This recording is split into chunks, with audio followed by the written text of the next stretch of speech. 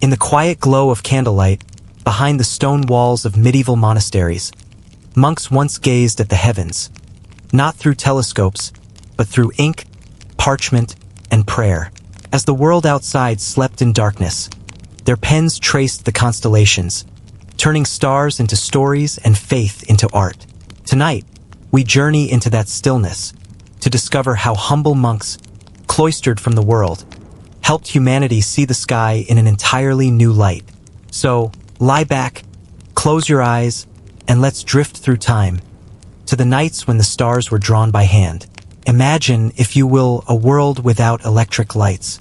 A world where, when the sun dipped below the horizon, true darkness fell. Not the sort of darkness we get now, diluted by streetlights and glowing screens. No, I mean real, inky blackness, so profound that the stars above blazed with an intensity we rarely see today. Now, picture a quiet stone monastery nestled somewhere in the European countryside during the Middle Ages. The workday is done, the fields are silent, and inside, most of the monks are settled in their cells, or perhaps making their way to a final, hushed prayer service. But wait, there's a soft, flickering glow coming from one of the windows, a window belonging to the scriptorium, the room where texts are copied and sometimes, just sometimes, where new ideas take root. If you were to peek inside, you might expect to see a monk hunched over a heavy Bible, carefully copying sacred verses. And often you'd be right. But tonight, our monk, Brother Thomas, is looking up, not at the ceiling, but through a small, arched window, past the cold stone, and out into that magnificent, star-dusted velvet sky. He's not just admiring its beauty, though he surely is. He's studying it. He's trying to make sense of the wandering lights, the steady pinpricks, the familiar patterns that shift ever so slowly with the seasons. This might sound a bit unexpected, right? When we think of medieval monasteries, we usually picture solemn prayers, strict routines, and perhaps a lot of very serious silence. We don't often connect them with cutting-edge science, or indeed, any science at all. The Middle Ages, after all, got saddled with the rather unfair nickname the Dark Ages. It conjures up images of ignorance, superstition, and a general lack of intellectual curiosity. It's a bit like calling a perfectly nice cupcake a sad muffin, just because it doesn't have sprinkles. Unfair and not entirely accurate. Tonight, we're going to gently push back against that gloomy reputation.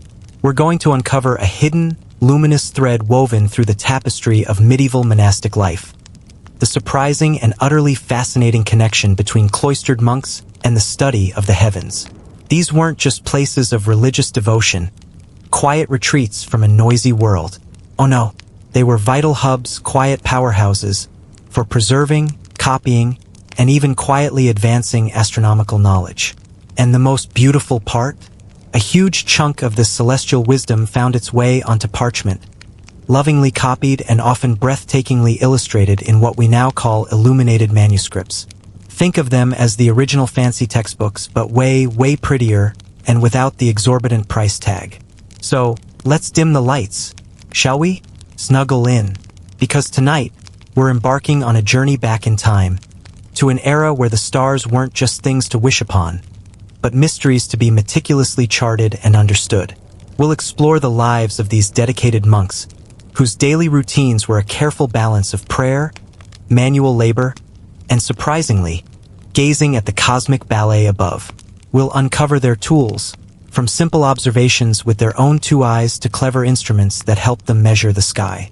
We'll delve into the ancient texts they safeguarded and copied, often for centuries, ensuring that knowledge wasn't lost to the sands of time, a bit like human hard drives, but with much nicer handwriting. And then the real magic happens. We'll see how their understanding of the cosmos, their wonder at God's creation, spilled over onto the pages they so painstakingly prepared. We're talking about manuscripts where the Virgin Mary might share a page with a diagram of the planets, or where a saint's life is introduced by a vibrant depiction of the zodiac. These aren't just pretty pictures. They're vital clues, artistic expressions of a deep intellectual curiosity that often gets overlooked. This isn't a story of daring scientific expeditions or loud, public debates. No, this is a quieter tale, one of patient observation, careful scholarship, and an unwavering belief that understanding the universe was a path to understanding its creator. It's a story about light, the light of the stars above, the flickering lamplight in a cold scriptorium, and the enduring light of knowledge that these monks kept burning through what some mistakenly called the Dark Ages. So, prepare to relax, to learn, and perhaps to look at the night sky with a fresh sense of wonder. Because as we journey through the quiet halls of medieval monasteries, we'll discover that far from being oblivious to the wonders above, these monks were intimately connected to the cosmos, carefully mapping its mysteries, one star, one stroke of the pen at a time.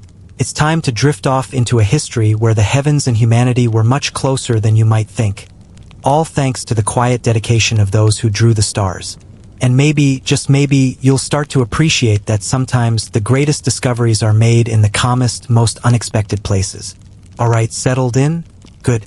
Let's step away from the starry night sky for a moment and wander inside the monastery walls. Our journey takes us now to a very special room, often called the scriptorium. If the monastery was the heart of medieval learning, then the scriptorium was its pulsing brain, diligently working away, usually in a very hushed manner. Imagine walking into this room. It's usually one of the better-lit spaces in the monastery, which, by medieval standards, still meant it could be a bit dim. Think less bright operating theater, and more cozy, candlelit attic on a cloudy day. Natural light was gold, so scriptoria often had large, for the time, windows, sometimes even facing north to get consistent, indirect light that wouldn't cast harsh shadows as the sun moved. This was important when you're trying to draw a perfect tiny star or write a perfectly straight line of Latin. The air might be cool, especially in winter. Monasteries weren't exactly known for their central heating systems, unless you count a roaring fireplace in a common room, which the scriptorium often wasn't.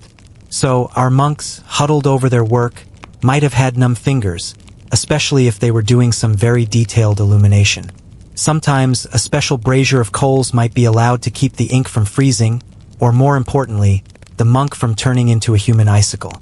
You might catch the faint smell of parchment, a sort of earthy, slightly leathery scent, mixed with the metallic tang of ink and perhaps a hint of beeswax from the candles.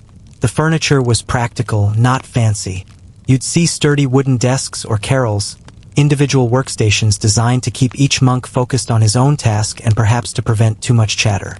These desks often had a slanted top, making it easier to lean over and write for hours without completely wrecking your back, though I'm sure many medieval monks still had impressive posture issues.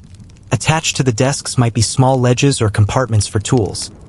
Pots of ink, sharpened quills made from goose feathers, smooth stones for burnishing gold leaf, and small knives for scraping mistakes. Because oops, even monks made typos. Parchment. This wasn't just paper, oh no. This was specially prepared animal skin, usually from sheep, goats, or calves. It was durable, smooth, and surprisingly resilient. Preparing it was a whole painstaking process in itself. Cleaning, stretching, scraping, and smoothing until it was just right. It was precious stuff, far more expensive than modern paper, which is why monks were taught to use every scrap and why they sometimes even scraped existing texts off old parchments to write new ones. A practice called palimpsests, which sounds a bit rude to the original text, but was very practical. For the monks, copying texts wasn't just a job. It was a deeply spiritual act. It was seen as a form of prayer, a way to praise God through diligent, focused labor. Each word copied, each page perfected was an offering. Imagine the patience. No undo button. No spell check. Just careful, deliberate strokes.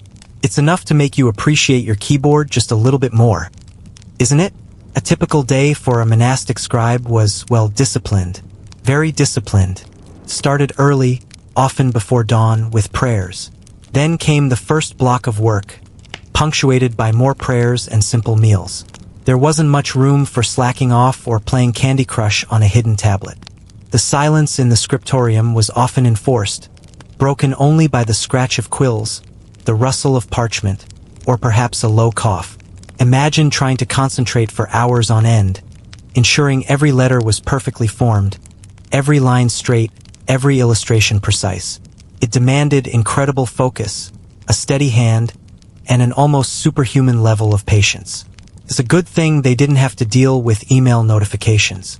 So, how did this quiet, almost reverent atmosphere, this sanctuary of focused work, become a place where the stars were not just mentioned, but drawn, mapped, and contemplated? How did these monks, whose primary duty was to copy religious texts, find themselves creating beautiful astronomical diagrams and celestial charts?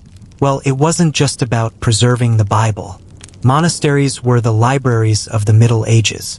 If you wanted a book, any book, you usually had to go to a monastery. And among the theological treatises, the lives of saints, and the philosophical works, there were also surprisingly scientific texts.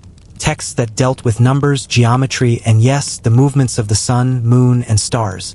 The same meticulous care, the same patient dedication that a monk applied to copying a psalm, he would also apply to copying a diagram of the planets or a chart of the constellations. For them, there wasn't a sharp division between sacred and secular knowledge. All knowledge, especially knowledge of the intricate workings of the cosmos, was ultimately knowledge of God's creation. Studying the stars wasn't a distraction from their spiritual path. It was often seen as another way to praise the Creator, to marvel at the divine order He had put into place. So, the scriptorium, with its quiet hum of industry, its flickering lights, and its scent of ancient parchment, wasn't just a place for copying prayers. It was a crucible where faith met curiosity, where artistic skill met scientific inquiry, and where, sometimes, the very heavens were brought down to earth, captured in ink and gold leaf, waiting patiently to be discovered centuries later. It's where our journey to the monastic cosmos truly begins. Next, we'll see what kind of ancient knowledge these monks were working with, and how they became the unheralded librarians of antiquity. Alright, we've gotten a feel for the quiet hum of the scriptorium. Now, let's talk about the intellectual treasures these monks were safeguarding. Because, let's be honest, when most people think of the period after the Roman Empire, they often picture chaos, barbarian invasions, and a general brain drain. This is where that pesky Dark Ages nickname really does a disservice. It's like saying that because your phone battery died, all the photos on it are gone forever. Not true. The knowledge was still there. It just needed someone to plug it in and keep it charged, so to speak. And who were these diligent chargers of ancient wisdom? You guessed it, the monks. When the Western Roman Empire eventually crumbled, a process that took a good long while, more like a slow, creaky collapse than a sudden smash, a lot of the structures that supported learning went with it. Libraries were destroyed or neglected, scholars scattered, and the general focus shifted from philosophical debate to, well, just trying to survive the next Tuesday. But in the midst of this societal reshuffling, the monasteries became unlikely academic safe havens. They were often isolated, self-sufficient communities, and crucially, they saw the preservation of knowledge as part of their sacred duty. So, while cities might have been struggling, monks in their quiet cloisters were busy. They weren't just copying the Bible. They were copying everything they could get their hands on. This included a vast array of classical texts from ancient Greece and Rome. Think of them as the original data backup specialists, working tirelessly with quill and parchment instead of hard drives and cloud storage. Among these preserved texts were some absolutely crucial works on astronomy. The big star, pun intended, of ancient astronomy was a brilliant Greek scholar named Ptolemy. His main work, often called the Almagest, was essentially the ancient world's definitive textbook on the universe. It was a massive, incredibly detailed explanation of how the planets, sun, and moon moved around the Earth, because remember, everyone still thought the Earth was the center of everything back then. A perfectly understandable mistake without telescopes or space travel. Ptolemy's ideas, developed in the 2nd century AD, were so influential that they dominated astronomical thought for over 1,400 years. That's some serious staying power. Other important ancient thinkers whose works were preserved included Aristotle, who had some very influential ideas about the physics of the heavens, like everything being made of perfect, unchangeable ether, and Plato, whose philosophical dialogues often touched on the mathematical harmony of the cosmos. These weren't always full, perfect copies of every single work. Mind you, sometimes they were summaries, commentaries, or just snippets that survived the journey through time and countless careful hands. The process of preserving and transmitting this knowledge was anything but straightforward. It often involved a rather winding path. After the fall of Rome, much of the advanced Greek scientific knowledge was actually best preserved and further developed in the Islamic world. Scholars in Baghdad, Cairo, and Cordoba eagerly translated Greek texts into Arabic, adding their own brilliant observations and theories. So, while Western European monasteries were holding on to what they had, a vibrant intellectual tradition was flourishing elsewhere. Later on, particularly from the 11th and 12th centuries onwards, there was a huge wave of translation from Arabic back into Latin. Imagine a game of academic telephone, but over centuries and across continents. Monks and scholars in places like Spain and Sicily, where Christian and Islamic cultures met, played a critical role in this reintroduction of sophisticated scientific thought to Western Europe. They would translate Arabic versions of Ptolemy's Almagest and other scientific texts, carefully bringing this lost knowledge back into circulation in Latin, the language of medieval scholarship. So, when we see a medieval manuscript featuring a diagram of the solar system or a constellation chart, we're not just looking at a monk's original idea. We're often seeing the culmination of centuries of intellectual effort, a direct link back to the great minds of ancient Greece and Rome, filtered through the meticulous hands of Arabic scholars, and finally copied, understood, and sometimes reinterpreted by a monk in a scriptorium. This long, painstaking process of translation and transmission highlights just how valuable these texts were considered. It wasn't just about dogma. It was about genuine curiosity and a desire to understand the world, even if that understanding was framed within a religious worldview. The monks weren't just passively copying. They were actively engaging with these complex ideas, often adding their own notes and commentaries.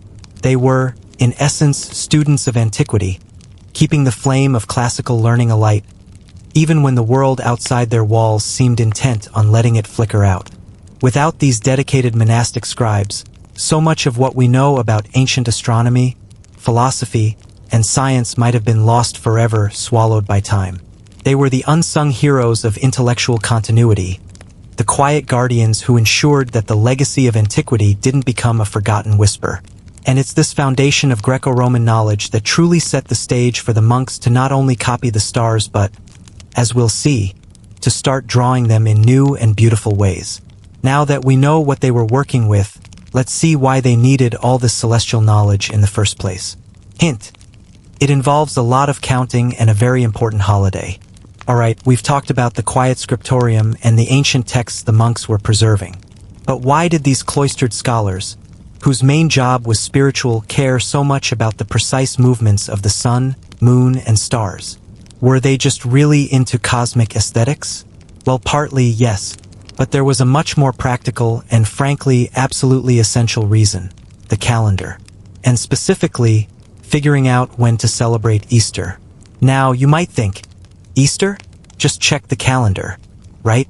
If only it were that simple in the Middle Ages. Unlike Christmas, which is fixed on December 25th, which, by the way, has its own fascinating history tied to pagan winter festivals. But that's a bedtime story for another night. Easter is a movable feast. It doesn't land on the same date every year. And for medieval Christians, getting Easter right was super important. It's the biggest celebration in the Christian year, marking the resurrection of Jesus. Messing up Easter was like forgetting your spouse's birthday, your anniversary, and Valentine's Day all rolled into one. A major spiritual faux pas. The rule for Easter, established way back at the Council of Nicaea in 325 AD, is that it falls on the first Sunday after the first full moon that occurs on or after the spring equinox. Simple, right? Insert gentle, knowing chuckle here. Not so much.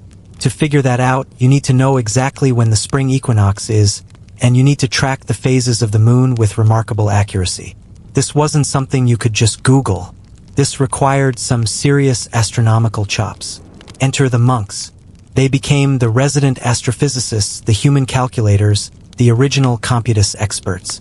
Computus, pronounced compio-otus, is the fancy Latin word for the complex calculations needed to determine the date of Easter. It involved understanding the solar year, the lunar cycle, and how they interacted. It was a bit like solving a cosmic Sudoku puzzle, but with much higher stakes. If you got it wrong, the entire Christian world would be celebrating Easter on the wrong day, and nobody wanted that on their eternal conscience. So, the need for accurate calendrical knowledge became one of the primary drivers for astronomical observation and study in monasteries.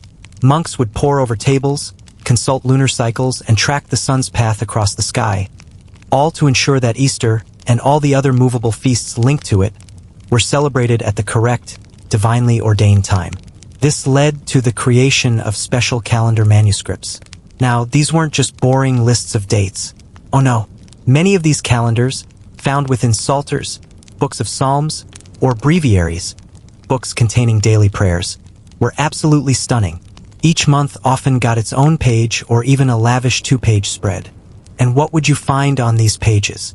Besides the names of saints and important feast days, you'd almost always find astrological signs, the zodiac.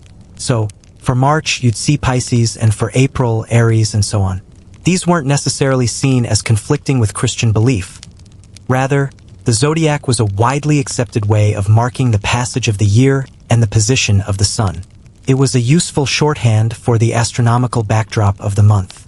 Beyond the zodiac, these calendar pages were often beautifully illustrated with what's known as labors of the month. These charming little scenes depicted typical activities for that time of year. Monks or peasants, depending on the manuscript, tilling fields in spring, harvesting crops in summer, pressing grapes in autumn, or huddling by a fire in winter. These illustrations not only made the calendars delightful to look at, but also subtly linked the grand cosmic cycles of the sun and stars to the everyday rhythms of human life. It was a way of saying, see, the heavens are busy, and so are we. But accurate timekeeping wasn't just about Easter. It also structured the entire monastic day.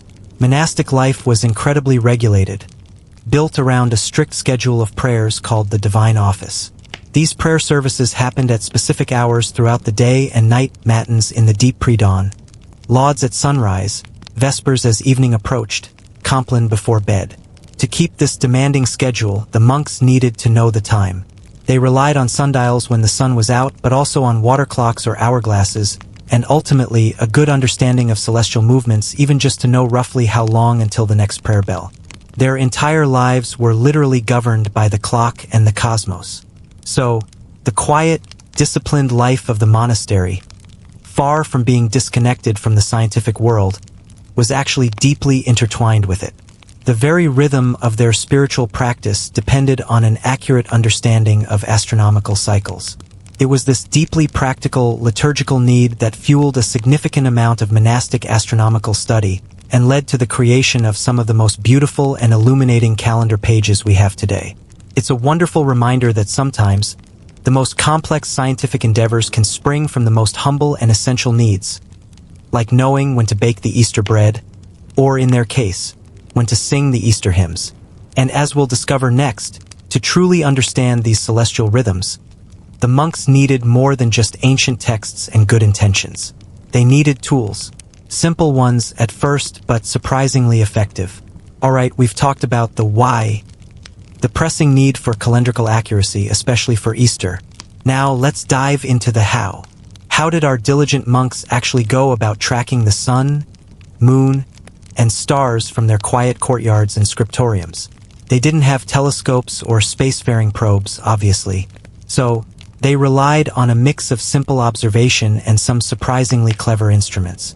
First off, let's be clear, the most basic and probably most constant tool was the human eye. Monks, living in communities often far from city lights, had an unparalleled view of the night sky. No light pollution, no glowing billboards, just pure, unadulterated starlight. From monastery courtyards, cloisters, or even specially designated towers, they would simply look up. They learned to recognize constellations, track the slow wanderings of the planets, which were called wandering stars, because they moved differently from the fixed stars, and observe the moon's ever-changing phases. It's a bit like learning to recognize your neighbor's cat. You just see it often enough, and you start to notice its patterns. But while naked eye observation is great for identifying familiar celestial friends, it's not super precise for measurement. For that, you need something a bit more substantial. One of the oldest and simplest astronomical tools was the gnomon. Now, that sounds like something out of a fantasy novel, but it's just a fancy word for a sundial. Not the decorative garden kind, necessarily, but a straight stick or pillar standing upright on a flat surface. By carefully observing the length and direction of its shadow throughout the day and year, monks could determine the time, track the sun's altitude, and crucially, pinpoint the solstices and equinoxes. The shortest shadow at noon on the shortest day meant winter solstice, the longest summer solstice. It's elegantly simple, like figuring out how tall you are by marking your shadow on a sunny day, but for the sun itself. Another fundamental tool was the quadrant. As the name suggests, it was shaped like a quarter circle, usually made of wood or metal. It had a sighting hole or pinwheels, small pointers, at the center, and a plumb line hanging down. By aiming the quadrant at a star or the sun, carefully, so as not to blind yourself, the monk could read its altitude, how high it was above the horizon, from the markings on the curved edge. It was like a giant protractor for the sky, helping them measure the angular height of celestial bodies. Pretty neat for a piece of wood and string, right? But the real superstar of medieval astronomical instruments was, without a doubt, the astrolabe. This thing was a marvel of medieval engineering and something that truly deserves a moment of quiet admiration. The astrolabe was like an analog computer for the heavens, a brass smartphone of its day. It was a sophisticated, portable device that could do a staggering number of things. Tell the time, determine latitude, identify stars, track planetary positions, and even help with basic surveying. Imagine a heavy brass disc, often beautifully engraved. It had a rotating reedy, a star map-like plate with pointers for prominent stars, and beneath it, interchangeable plates, called tympanums, engraved with grids representing the celestial sphere for specific latitudes. By lining up the reedy with the sun or a known star, you could read off all sorts of information. It was like having a personalized, portable map of the sky that could be adjusted for your exact location. The astrolabe wasn't invented in Europe. Its origins are ancient, with roots in Greek astronomy, but it was greatly refined and popularized in the Islamic world, where scholars developed incredibly complex and accurate versions. When these Arabic astrolabes and the treatises explaining how to use them made their way back into Western Europe during the Great Translation movements, remember our academic telephone game from last chapter, they were eagerly embraced by scholars, including those in monasteries. Monks would not only study how to use astrolabes, but also, in some cases, learn how to construct them or at least copy diagrams of them. Possessing an astrolabe, and more importantly, knowing how to use it, was a mark of serious scholarly accomplishment. It allowed for a level of precision in astronomical observation that was previously unimaginable. It turned stargazing from just looking pretty to a serious data-gathering exercise. So, from a simple stick in the ground to a sophisticated brass instrument, medieval monks used a surprisingly diverse toolkit to unlock the secrets of the cosmos. These weren't just abstract intellectual exercises. These tools provided the raw data, the precise measurements, needed for their all-important calendrical calculations and for a deeper understanding of the divine order. They were the original citizen scientists patiently gathering information, one shadow, one star, one astrolabe sighting at a time. And with these tools, they began to paint a picture of the universe, not just in their minds, but directly onto the pages of their precious manuscripts. Next up, we'll explore the actual cosmic view they held, how they pictured the universe and humanity's place within it. Okay, we've got our monks, their quiet scriptorium, their ancient texts, and their clever tools. Now comes the really fun part. How did they actually picture the universe? What was their map of the cosmos? Because before Copernicus and Galileo came along and shook things up, the view of the heavens was quite different from ours, and it was deeply, deeply intertwined with their Christian faith.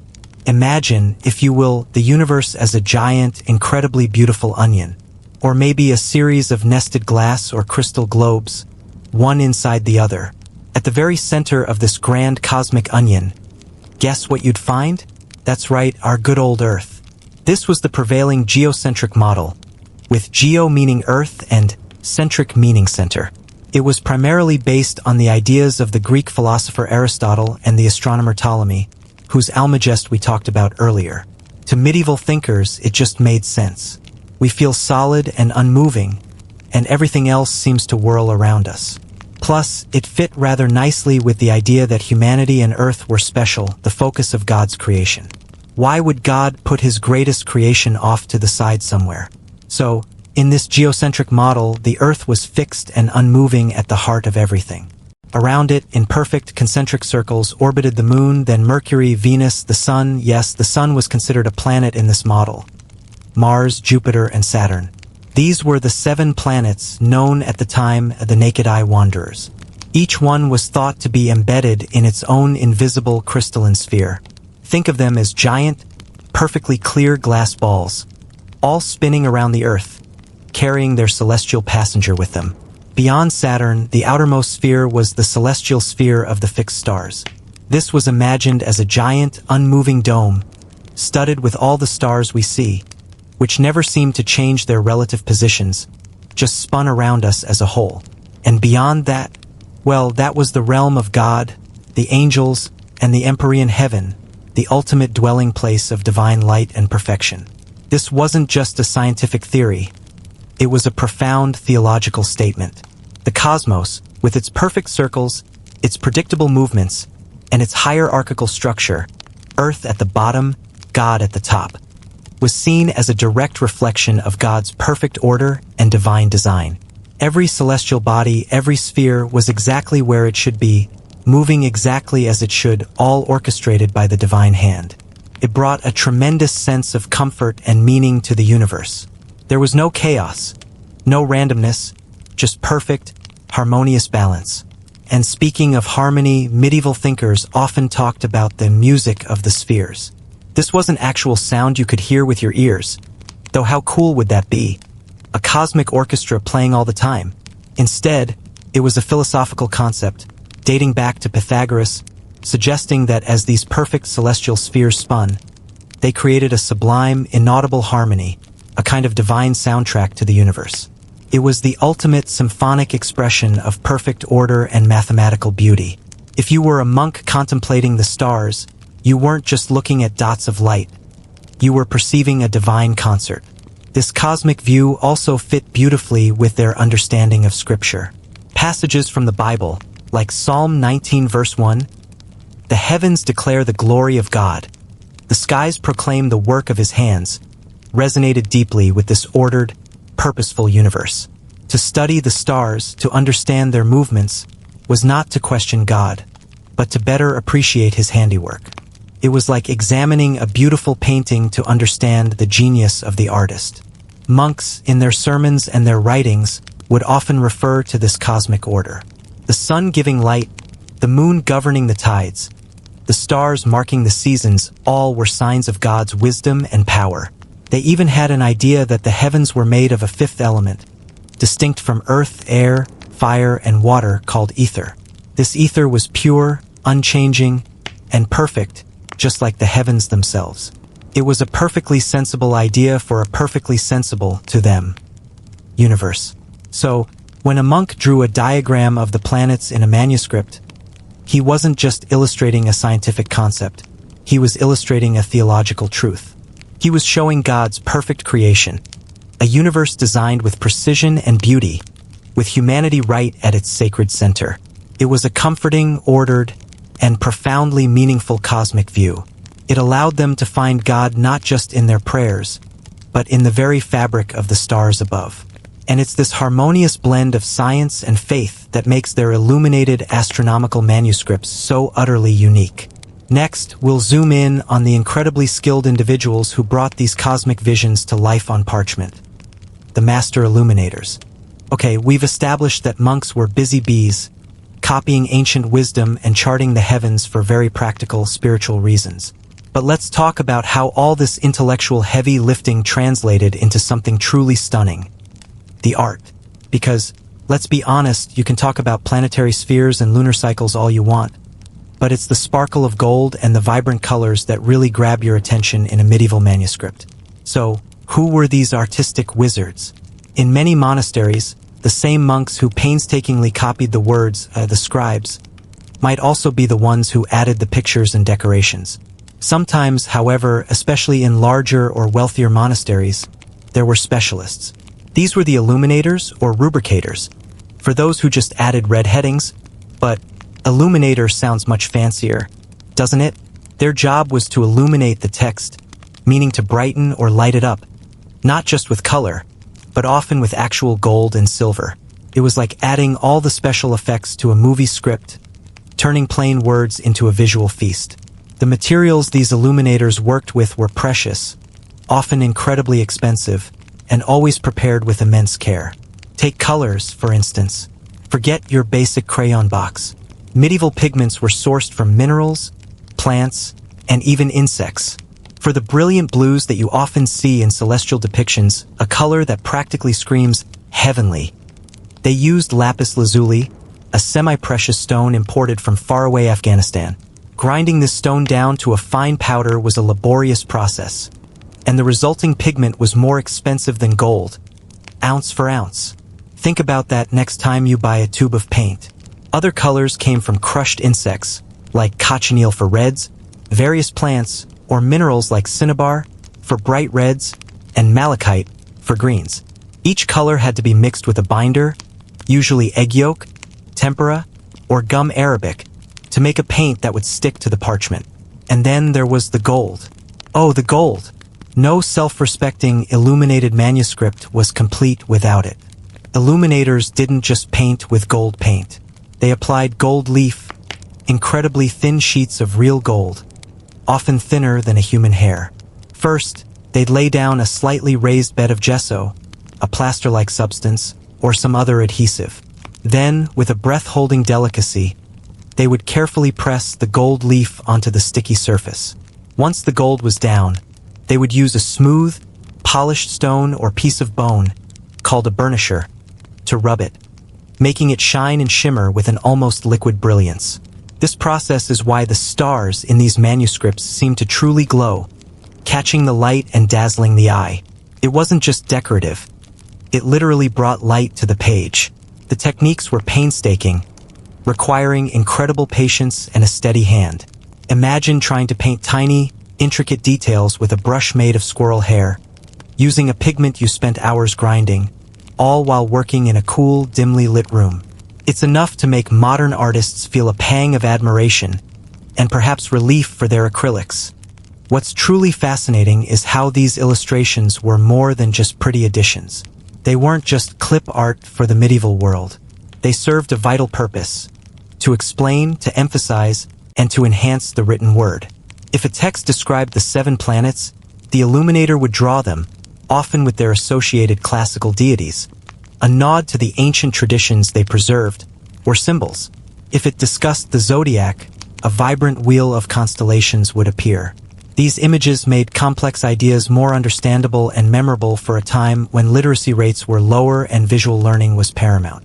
It was like having diagrams and infographics built right into the book.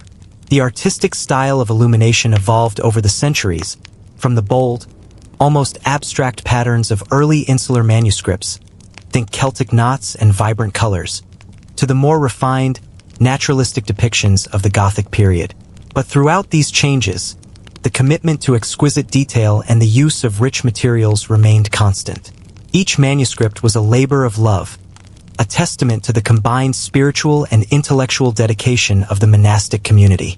So, when we gaze upon an illuminated page depicting the cosmos, a shimmering sun, a golden moon, brightly colored planets, and constellations adorned with delicate gold stars, we're not just looking at ancient science. We're looking at a fusion of faith, artistry, and a deep intellectual curiosity. These master illuminators weren't just decorating books. They were crafting visual sermons, transforming abstract knowledge into tangible beauty. They were making the unseen visible, bringing the vastness of the heavens down to the intimate scale of a page, allowing monks and future generations alike to truly marvel at the universe as they understood it. And it's these very celestial charts and star maps that we'll explore in more detail next. Get ready for some truly ancient, yet surprisingly familiar cosmic cartography.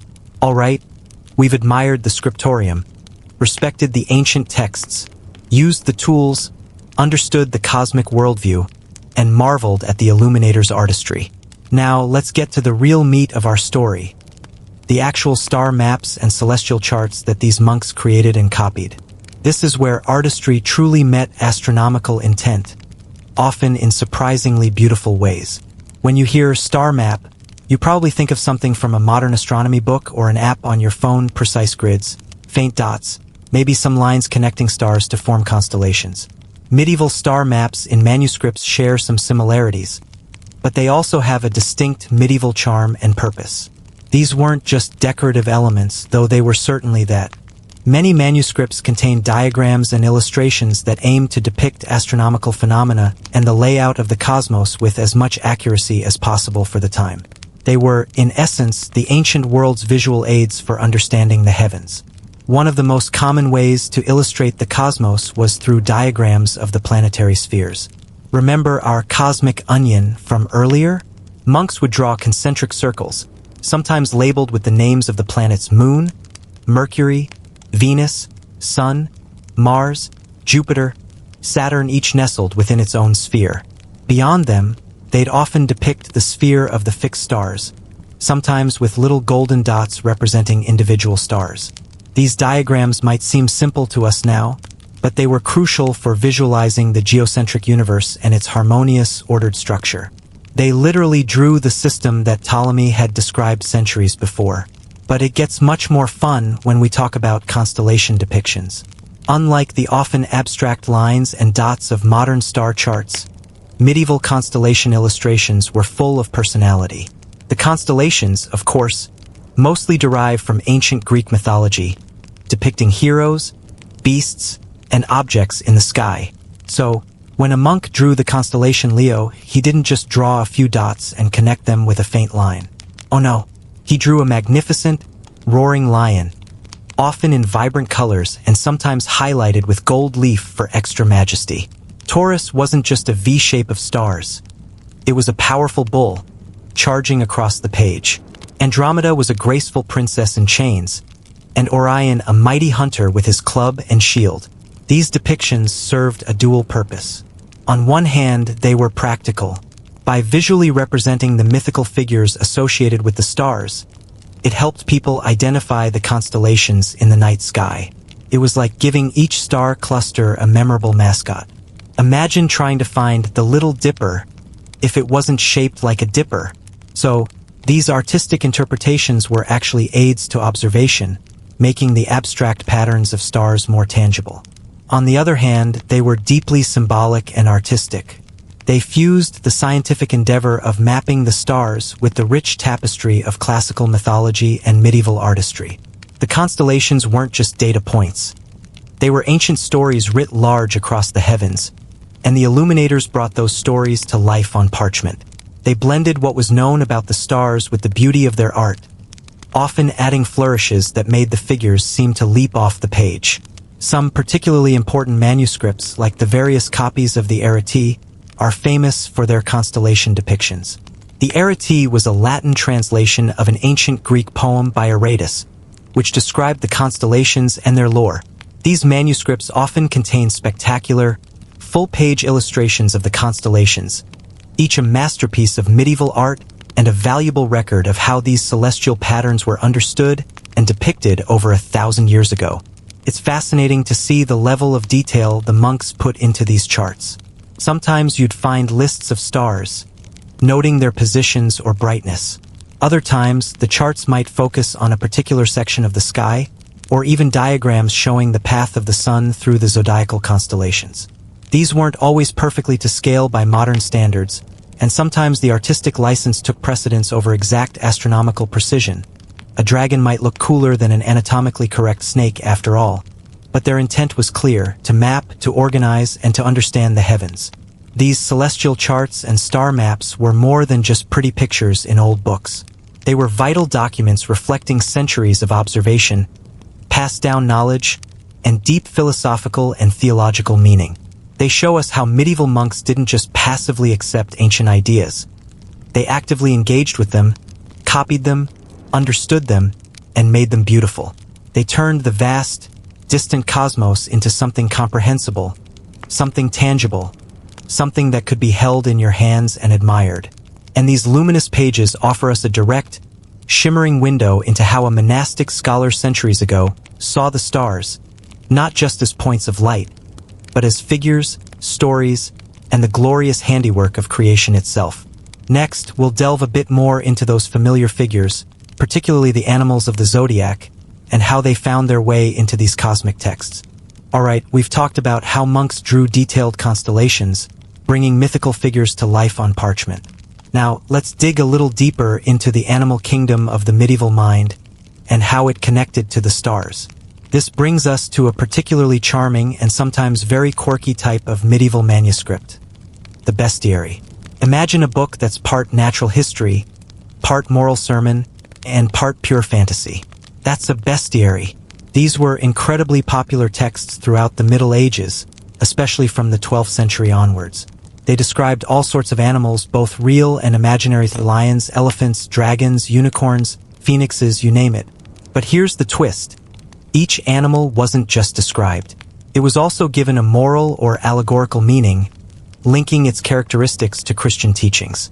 For example, the lion, which was thought to sleep with its eyes open, became a symbol of Christ, who never truly sleeps over his flock. The pelican, believed to wound itself to feed its young, represented Christ's sacrifice. So, bestiaries were a delightful, and sometimes slightly bizarre, way to teach about the natural world while simultaneously delivering a good, wholesome Christian message. It was like a medieval version of Aesop's fables, but with added theological depth and way more unicorns. So, where do the stars fit into this menagerie? Well, many of the animals described in bestiaries were very familiar to the monks and medieval people, not just from earthly encounters but from the heavens themselves, the animals of the zodiac. The zodiac, as you probably know, is a belt of constellations that the sun, moon, and planets appear to travel through over the course of the year. Each of the 12 constellations in this belt is traditionally associated with an animal or a figure. We're talking Aries the ram, Taurus the bull, Leo the lion, Cancer the crab, Scorpio the scorpion, Pisces the fish, and so on. Even Gemini the twins, Virgo the maiden, Sagittarius the archer, often half human, half horse, Capricorn the sea goat, and Aquarius the water bearer have their own distinct, often animal-like, representations.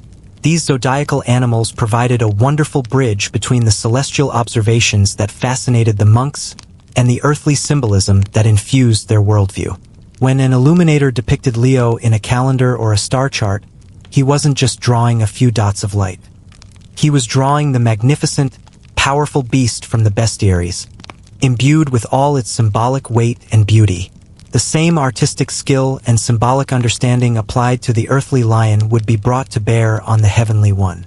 This meant that the constellations became more than just abstract patterns. They were familiar figures, often depicted with a charming blend of scientific purpose and artistic flair, bringing the night sky to life in a way that was both informative and deeply engaging. These familiar animal forms made celestial concepts much more accessible and visually appealing for anyone looking at the manuscript. It made the vast, distant cosmos feel a little more personal, a little more grounded. You might find a calendar page for July featuring a robust, golden Leo, alongside illustrations of monks haymaking in the summer sun. Or a page for October might have a scuttling Scorpio next to images of grape harvesting. This integration showcased how medieval people saw the cosmos not as separate from daily life, but as an integral part of it, influencing everything from the seasons to the character of individuals born under certain signs. But we'll get to that tricky bit in the next chapter. The fusion of classical mythology, where the constellations originated, and medieval artistry created a unique visual language. The dragon in a medieval bestiary, symbolizing sin or evil, might have its cosmic counterpart in Draco the dragon constellation, both depicted with similar stylistic elements. This wasn't necessarily confusing. It was simply how different layers of meaning, scientific, mythological, and theological, were understood to coexist within the same universe. So, the next time you see a beautifully illuminated medieval manuscript with an animal drawing, take a closer look. If it's a lion, is it just an earthly beast, or is it also Leo ruling the summer sky? If it's a fish, is it just a creature of the deep, or is it Pisces, ushering in the spring? These connections might seem subtle, but they speak volumes about the medieval mind, a mind that saw connections everywhere, from the smallest creature on Earth to the grandest constellations in the sky. The bestiaries and the animals of the zodiac remind us that medieval astronomy, as practiced and depicted by monks, was never a cold, abstract science. It was vibrant, alive, and deeply interwoven with story, symbolism, and art. It brought the beasts of the earthly realm into the heavens, making the cosmos a more understandable and certainly a more charming place. But now that we've touched on zodiac signs, we need to address a somewhat controversial topic for our medieval monks: astrology. Get ready to explore how the stars were believed to influence human fate, even if the church had some mixed feelings about it. Alright, we've admired the artistic beasts of the zodiac, and that naturally leads us to a slightly more sensitive topic for our medieval monks: astrology. Now, before you picture monks hunched over crystal balls, predicting winning lottery numbers, let's clarify a few things. In the Middle Ages, the line between astronomy and astrology was far blurrier than it is today. To many, they were two sides of the same coin, two parts of understanding the heavens. Think of it this way. Astronomy was about observing the celestial bodies, charting their movements, measuring their positions, predicting eclipses, and understanding the calendar. It was the what and the where. Astrology, on the other hand, was about interpreting their influence on earthly affairs and human destiny. It was the so what and the what does it mean for me? For our monks, this was a bit of a tightrope walk. On one side, the church generally condemned fatalistic astrology, the idea that the stars absolutely determined your fate and that you had no free will. That went against core Christian teachings about human agency and God's ultimate sovereignty. You couldn't just blame a bad mood on Mercury being in retrograde, or a sinful act on a difficult birth chart. That was a big no-no. However, many church scholars and monastic thinkers recognized what was called natural astrology. This was the belief that celestial bodies could have a general influence on earthly things, without dictating individual destiny. For instance, everyone knew the moon affected the tides, and the sun affected the seasons and crop growth. So, why couldn't the planets and stars also exert more subtle influences on weather patterns, natural disasters, or even general human temperaments and health? It was a kind of cosmic weather report, not a fortune-telling session. This natural influence was seen as part of God's grand design, a reflection of the intricate connections within His creation. So, while predicting specific personal futures was usually frowned upon, the study of celestial influences was widespread. Monasteries, as centers of learning, often contained texts on astrology. These might have been copied from ancient sources, just like the astronomical treatises.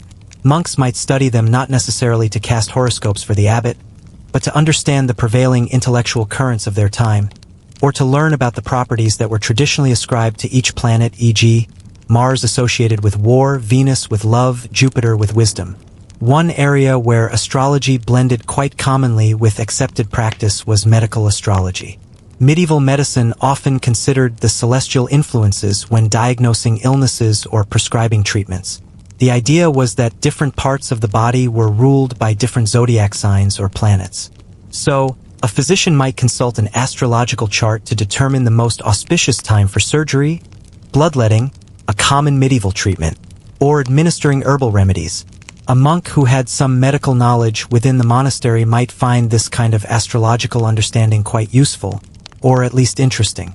In manuscripts, you'd find a range of astrological references. Sometimes it would be subtle, the familiar zodiac signs decorating calendar pages, as we discussed. Other times, especially in manuscripts created for secular patrons, kings, nobles, wealthy individuals who loved their horoscopes, you might find actual astrological charts or more detailed discussions of planetary influences. These were often called prognostications, which were essentially predictions about general trends or outcomes, rather than specific individual fates. They might predict a year of good harvests or a time of war based on planetary alignments. It's important to remember that medieval society operated with a very different understanding of cause and effect. The invisible forces that governed the cosmos were believed to be powerful and pervasive. For a monk, understanding these forces, even the astrological ones, could be seen as a way to better comprehend the world God had made, and perhaps even to offer better guidance to their communities. They were trying to make sense of a complex world using the best tools and knowledge they had available. So, while we might distinguish sharply between science and superstition today, our medieval monks lived in a world where the two were often intertwined. Their study of the stars, driven by both practical and spiritual needs, inevitably bumped up against the prevailing beliefs about celestial influence. They navigated this complex territory, often condemning the more extreme forms of fortune-telling while still recognizing the broader, natural impact of the cosmos on their lives. It's a testament to their intellectual curiosity, even when it led them into areas that their own church viewed with suspicion. These astrological references in manuscripts give us a fascinating glimpse into the full spectrum of medieval thought about the heavens, a spectrum that ranged from precise astronomical measurement to philosophical contemplation, and yes, even to cautious predictions about the influence of the stars. It's a reminder that even in cloistered settings, monks were grappling with big questions about fate, free will, and the subtle ways the universe might whisper its secrets to humanity. Next, we'll see how, despite all this tradition, some monks and scholars still manage to push the boundaries and engage in real scientific inquiry, going beyond just copying old texts. So far, we've mostly seen our monks as diligent preservers of knowledge, careful copiers of ancient texts, and stunning artists. And that's certainly a huge part of their story. But it would be a mistake to think they were only copying without ever thinking for themselves or, gasp, even questioning the wisdom of the ancients. While reverence for classical texts was huge, especially works by big names like Aristotle and Ptolemy, medieval monastic and scholastic circles weren't entirely devoid of original thought and observation. Sometimes, these quiet cloisters became surprising hotbeds of genuine scientific inquiry. Think of it like this: imagine you're given a really old, respected recipe book. You follow the recipes carefully, you write them out beautifully, you even admire the old-fashioned language. But every now and then, you might try a slight tweak, or notice something that doesn't quite add up. You might think, this essence of unicorn horn ingredient seems a bit hard to come by, and the stew still tastes fine without it. Or, the old recipe says to cook this for exactly 2 hours, but my pot boils differently, and it seems done in 90 minutes. That kind of gentle questioning, that careful observation, was happening in medieval monasteries too. One of the earliest and most influential figures with strong monastic connections was Bede, often called the Venerable Bede, who lived in England in the late 7th and early 8th centuries. Now, Bede wasn't questioning the core structure of the universe, but he was obsessed with timekeeping. His works, particularly De Temporum Ration, on the reckoning of time, were incredibly detailed treatises on the calendar, the computus, remember our Easter calculations, and the movements of the sun and moon.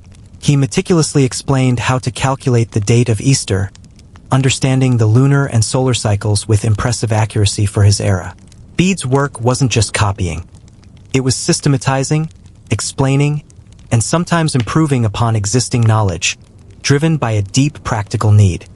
He was a meticulous observer and a brilliant explainer, and his influence spread far and wide through monastic networks.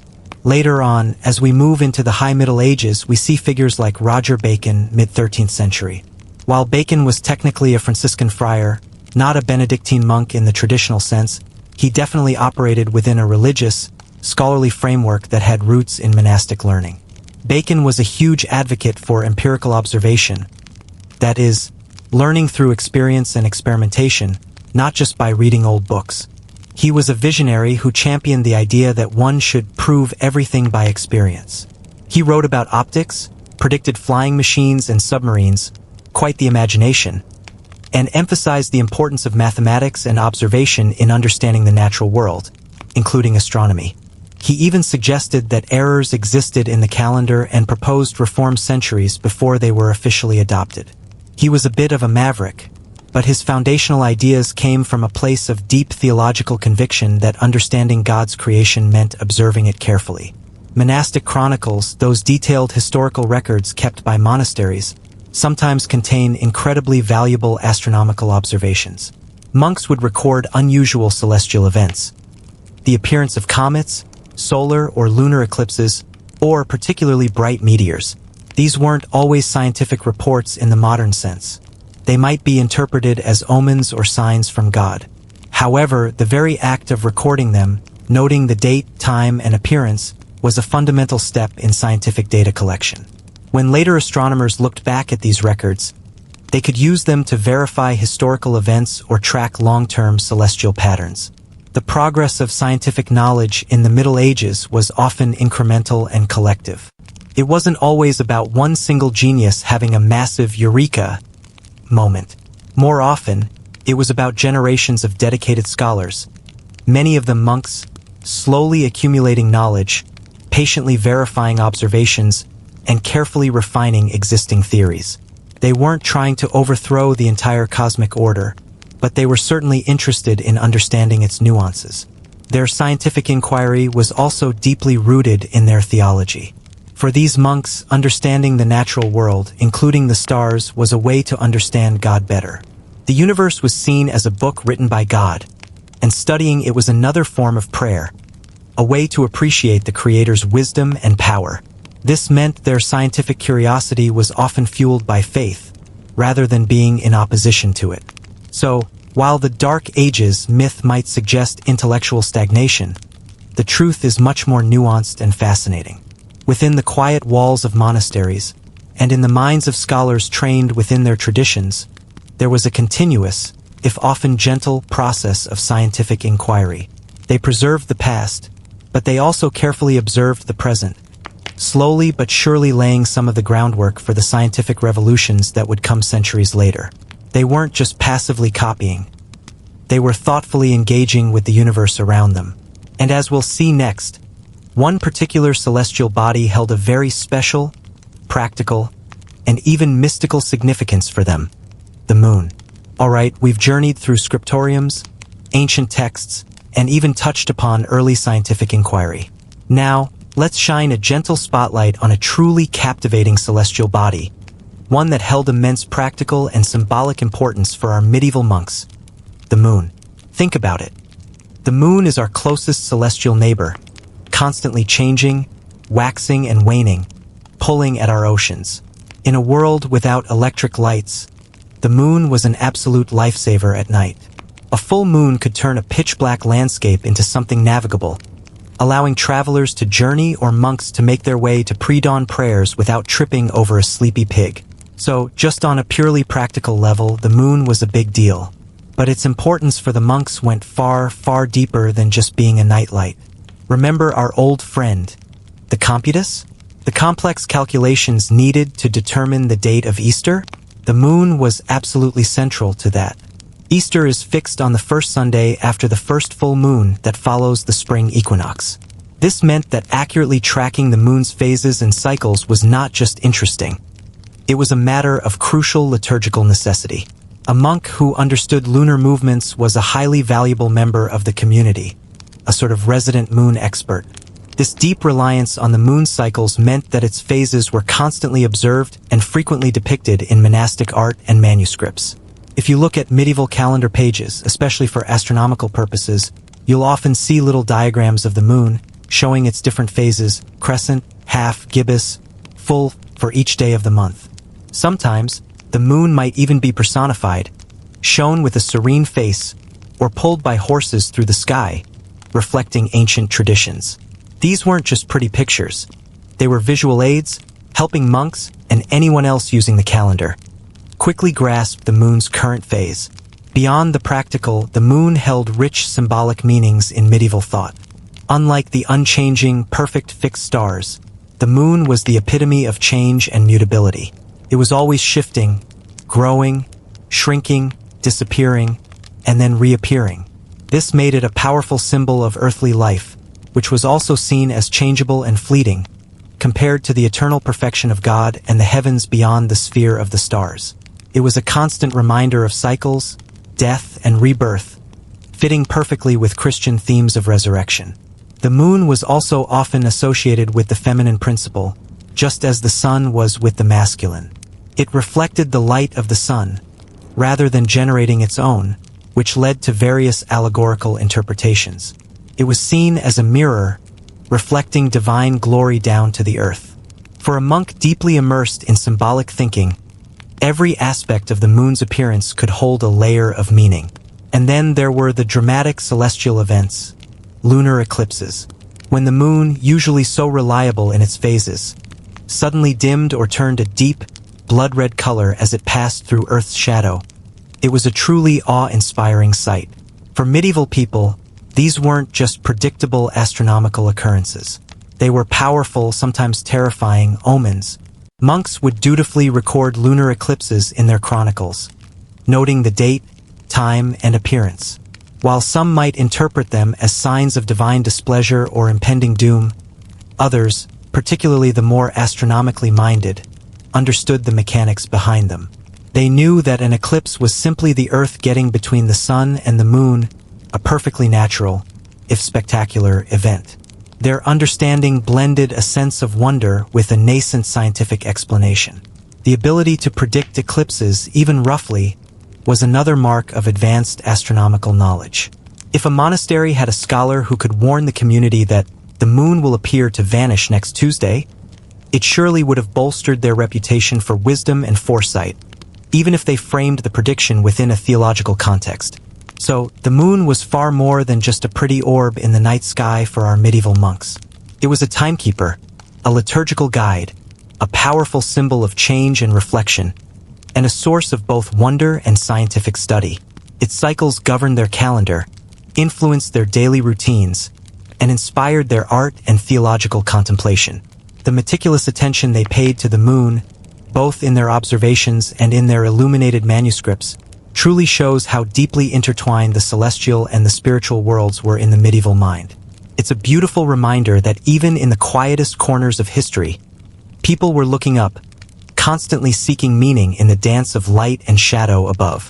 Next, we'll shift gears a bit and discuss how the invention of the printing press changed everything, slowly but surely bringing an end to the golden age of the monastic scriptorium.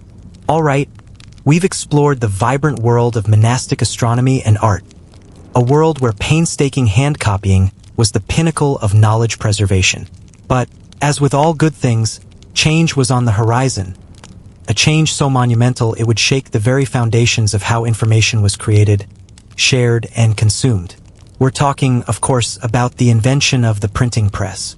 Imagine our diligent monk, Brother Thomas, in his scriptorium, quill in hand, meticulously copying out another page of an astronomical treatise. It's taking him weeks, maybe even months, to finish just one book. Every single letter, every tiny star, every intricate border has to be done by hand. It's a labor of love, a spiritual act, but it's also incredibly slow and incredibly expensive. Producing just one large illuminated manuscript could take longer than building a small house. Then, in the mid-15th century, along came a fellow named Johannes Gutenberg in Mainz, Germany. He didn't invent printing itself. Various forms of block printing had existed for centuries, especially in Asia. But Gutenberg's genius was developing movable type and an efficient printing press system. This meant individual metal letters could be arranged to form a page, inked, pressed onto paper, and then rearranged for the next page. It was like creating a giant, reusable set of letter stamps. And just like that, everything changed. The impact of the printing press on monastic copying was, to put it mildly, revolutionary.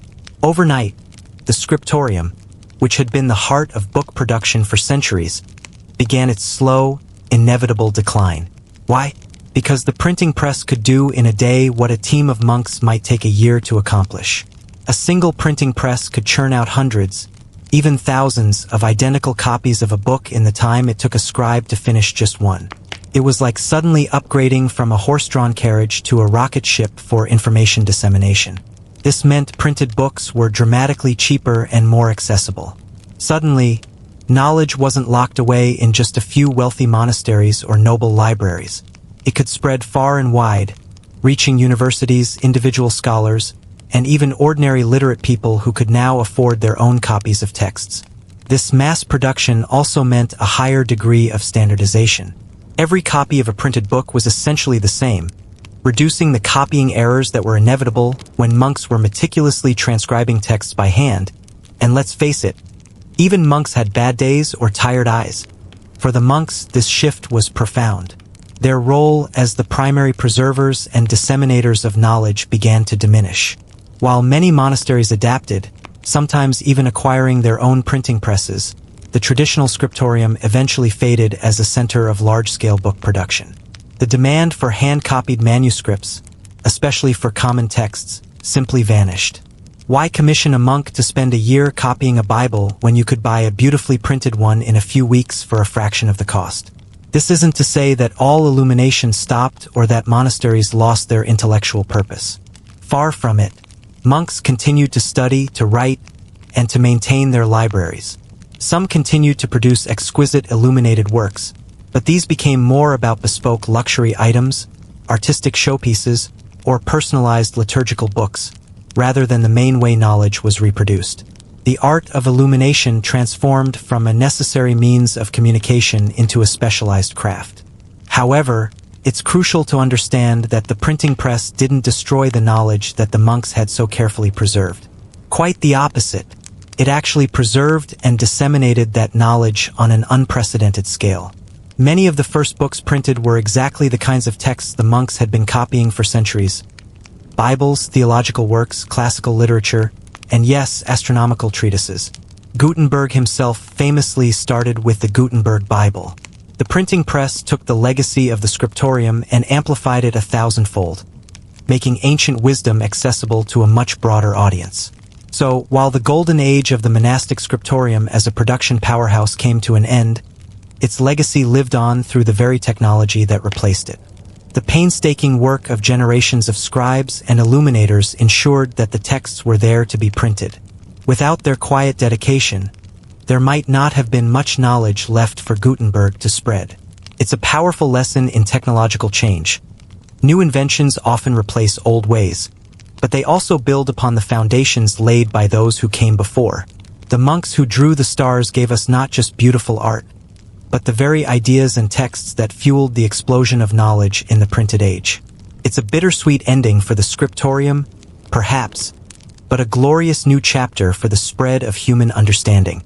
And in our next chapter, we'll celebrate this enduring beauty and legacy, appreciating what these monks truly left for us.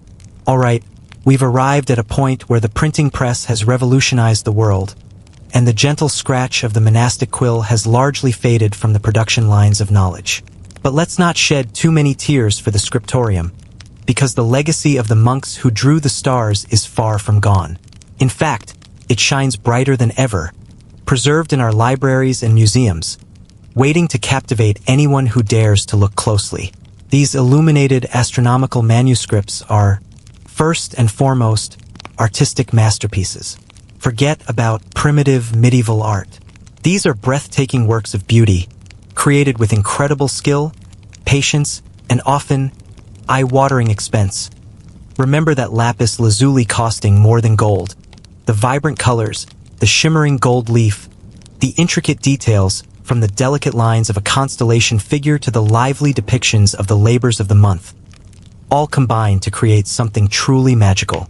Each page is a testament to human creativity and devotion, a small window into a world where art and knowledge were intimately connected. But beyond their aesthetic appeal, these manuscripts are also invaluable windows to the past. They aren't just pretty pictures. They are historical documents of the highest order. They offer us unique and intimate insights into how medieval people, particularly scholars and monks, understood their universe. When we look at a diagram of the geocentric cosmos in a medieval manuscript, we're not just seeing an old scientific theory. We're seeing how that theory was conceived, believed, and depicted by people who lived centuries ago. It tells us about their scientific understanding, their theological beliefs about God's creation, and even glimpses into their daily lives, as the celestial cycles dictated their prayers and their agricultural year. They show us a period when science, religion, and art were not separate, competing fields, but rather intertwined threads in a rich tapestry of understanding. For the monks, charting the stars was a form of worship, and creating beautiful diagrams of the planets was a way to glorify God's handiwork. There was no conflict, only a harmonious pursuit of knowledge and beauty, all pointing to a divine order. It's also quite remarkable that so many of these fragile, centuries-old documents have survived at all. Think of the wars, fires, floods, and general neglect that countless artifacts have suffered over the centuries. Yet, thanks to their robust construction, those animal skins were durable, and the careful preservation efforts of libraries, archives, and generations of scholars, a significant number of these manuscripts are still with us. They sit quietly in climate-controlled rooms, digitalized for wider access, but still holding their original physical charm. When you see a high-resolution image of a medieval star chart online, remember that it's often a photograph of a real, physical object that a monk meticulously crafted by hand over 500 years ago. Furthermore, these early efforts laid crucial groundwork for later scientific revolutions. While the monks might not have invented the telescope or proposed a heliocentric universe, they were the ones who kept the flame of classical astronomical knowledge alive. They preserved Ptolemy's Almagest and other ancient texts, even if sometimes through circuitous routes. They meticulously tracked celestial events, adding to the cumulative body of observational data. Their calendrical work pushed the boundaries of accurate timekeeping. Without their dedication, later astronomers like Copernicus, Kepler, and Galileo would have had a much harder time building upon existing knowledge. The monks were, in many ways, the unglamorous but utterly essential intellectual infrastructure of the medieval world. They cleared the path even if they didn't personally build the superhighway. So, the next time you hear someone dismiss the Middle Ages as dark or ignorant, remember the illuminated astronomical manuscript. Remember the monk, hunched over his parchment, carefully outlining a golden Leo or drawing the serene face of the moon. Remember the blend of art, science, and faith that brought the cosmos to life on a page. These manuscripts are not just relics of a bygone era.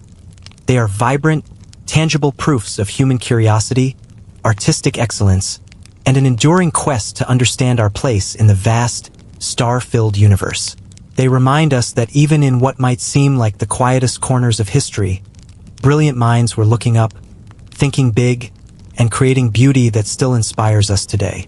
And it's this inspiring legacy that brings us to our final contemplation, a chance to reflect on the quiet impact of these star-drawing monks. And so, as the virtual candlelight in our scriptorium begins to dim and the night outside deepens, our journey through the medieval monastic cosmos draws to a close. We've ventured far, haven't we? From the tranquil, disciplined life within the monastery walls to the infinite expanse of the stars above, all connected by the patient hands and curious minds of the monks. Let's just take a moment to gently recap our adventure. We started by challenging the old Dark Ages myth, discovering that far from being intellectually stagnant, monasteries were vibrant centers of learning. We peeked into the quiet, candlelit scriptorium, where precious parchment and vibrant pigments transformed into masterpieces of text and art. We uncovered the ancient knowledge, the Greco-Roman wisdom, that these monks so carefully preserved, acting as the ultimate historical librarians. We learned about the very practical reason they cared so much about the stars, the complex calculations of the computus, essential for setting the date of Easter and structuring their entire liturgical year. We explored the surprisingly clever tools they used, from simple sundials to the intricate astrolabe, helping them measure the heavens. Then, we immersed ourselves in their cosmic worldview, a geocentric universe of perfect, crystalline spheres, reflecting God's divine order and playing the inaudible music of the spheres. We marveled at the master illuminators, whose artistic skill blended seamlessly with astronomical understanding, bringing vibrant life to constellation figures and planetary diagrams. We delved into bestiaries and the charming way the animals of the zodiac bridged the earthly and celestial realms. We even tiptoed into the complex world of early astrological beliefs, understanding the delicate line monks walked between natural influences and forbidden fortune-telling. And we saw how, despite their reverence for tradition, some monks and scholars engaged in genuine scientific inquiry, observing, recording, and slowly pushing the boundaries of knowledge. We paid special attention to the moon, that ever-changing celestial neighbor, so crucial for their calendar and so rich in symbolism. Finally, we marked the dramatic shift brought by the printing press, which, while ending the golden age of hand copying, ultimately amplified the legacy the monks had so carefully built. What a journey! What a testament to the quiet, enduring power of human curiosity and dedication. The medieval monks, often unseen and unheard by the wider world, were not just praying and tilling fields. They were actively engaging with the biggest questions of their time, questions about the universe, its origins, its workings, and humanity's place within it. They did so with a blend of scientific rigor, artistic flair, and profound spiritual conviction. They literally brought the stars down to earth, captured in ink and gold on parchment, ensuring that the light of knowledge continued to shine through the centuries. So, as you prepare to drift off into your own dreams tonight, I invite you to step outside, if you can, or simply look out your window. Gaze up at the night sky. See the moon, whether it's a sliver or full and bright. Look for those familiar patterns of stars, the constellations that have guided humanity for millennia. And as you do, remember those medieval monks. Remember their quiet scriptoriums, their flickering candles, their patient quills, and their unwavering gaze towards the heavens. They may not have had telescopes or rockets, but their understanding of the cosmos, imperfect as it was by modern standards, was profound. Their contributions were foundational. They kept the cosmic conversation going, meticulously recording, preserving, and illustrating the celestial ballet. They teach us that even in seemingly dark times, light and learning persist, often in the most unexpected and beautiful ways. So sleep well, beneath the very same stars that our medieval monks charted, contemplated, and drew with such devotion. May their quiet wisdom fill your dreams with wonder, and may you awaken with a renewed appreciation for the enduring beauty of both history and the heavens above. Good night.